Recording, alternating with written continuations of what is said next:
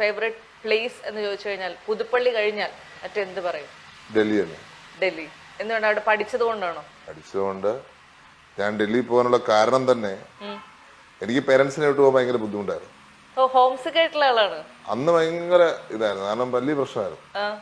കാരണം എനിക്ക് പേരൻസിനെ വിട്ടു പോകാൻ ഇഷ്ടമല്ല, പ്രത്യേകിച്ച് അമ്മയെ വിട്ടു പോകുന്ന ഇഷ്ടമല്ല. പക്ഷെ എനിക്ക് എന്റെ ജീവിതത്തിൽ ഏറ്റവും ഇഷ്ടമുള്ള ആള് പക്ഷെ ഇവർ രണ്ടുപേരും അല്ല, രാജീവ് ഗാന്ധി ആയിരുന്നു.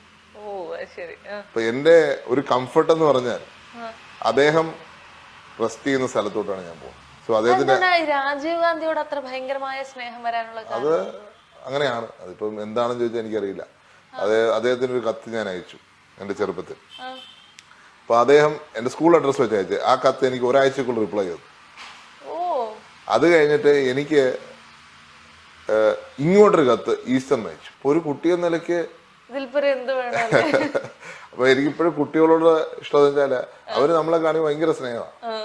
അപ്പൊ നമുക്ക് പക്ഷെ അങ്ങനെ എന്താ പറയാ, അവര് സ്വാഭാവികമായിട്ട് കാണിക്കുന്ന ഇഷ്ടമാണ്. അവർക്ക് ഒന്നും ആവശ്യം ഉണ്ടായിട്ടല്ല, അവർക്ക് അത്രയ്ക്ക് സ്നേഹം നമ്മളോട്.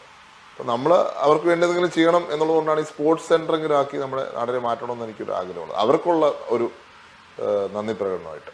നമ്മുടെ വീട്ടിലൊക്കെ ഇങ്ങനെ പറയാറുണ്ടോ, എനിക്ക് നിങ്ങളെക്കാളൊക്കെ ഇഷ്ടം രാജീവ് ഗാന്ധിയാണെന്നൊക്കെ പറയാറുണ്ട്?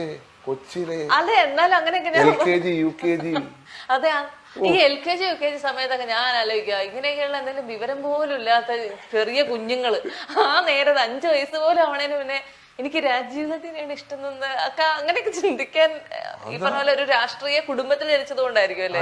100%.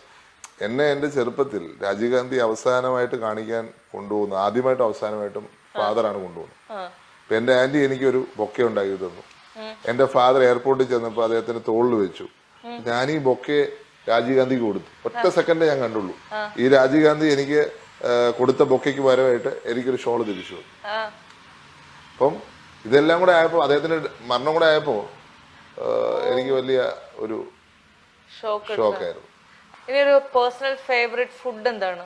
അങ്ങനെ പറയാൻ പറ്റത്തില്ല, എല്ലാം കഴിക്കും. പക്ഷെ പൊതുവെ ദിവസം കഴിക്കണമെന്ന് ആഗ്രഹിക്കുന്നത് കഞ്ഞിയും പയറുമായിരിക്കും. ദിവസം കഴിക്കണം. ഒരു ഫേവറേറ്റ് വെഹിക്കിൾ ഏതാണ്? അംബാസിഡർ ആയിരുന്നു, ഇപ്പൊ അംബാസിഡർ ഇല്ല. ഇത് കുറച്ച് ഐഡിയോളജിക്കലി പറയുന്നതാണോ? എനിക്ക് അംബാസിഡർ ആയിരുന്നു ഇഷ്ടം. ഞങ്ങളുടെ വീട്ടിലുണ്ടായിരുന്ന അംബാസിഡർ 2 ഇതായിരുന്നു. ആദ്യത്തെ ഒരു അംബാസിഡർ, പിന്നെ അടുത്തത് വന്നു. പക്ഷെ അംബാസിഡർ ഇല്ല, ഇപ്പം ഇന്നോവയാണ്. ഇന്നോവയിലേക്ക് തിരിഞ്ഞു അല്ലെ?